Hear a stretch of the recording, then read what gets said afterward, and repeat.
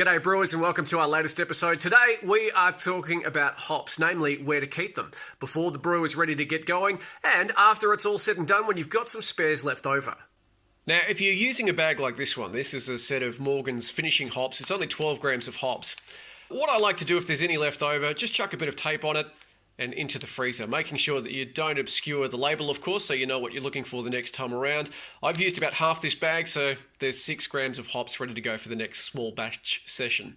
However, if you've got a whole heap more, in this case, this was once upon a time 50 grams of hops, what I like to do is go to a cheap shop or a reject shop for $2, pick up something like this, chuck a label on it, and it just looks so much classier when it's sitting in your freezer.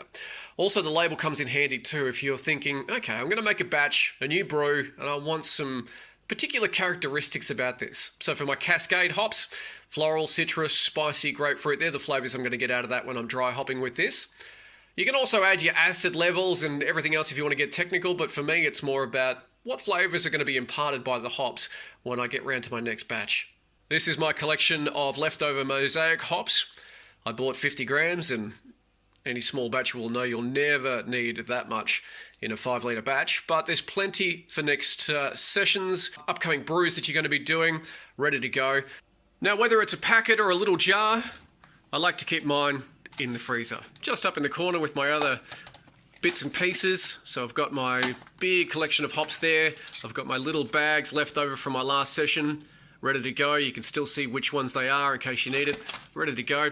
You can put them in the freezer, in the fridge, of course, but I find the freezer keeps them nice and fresh, makes them last far longer. And considering how many I've got left over, I want them to last as long as possible.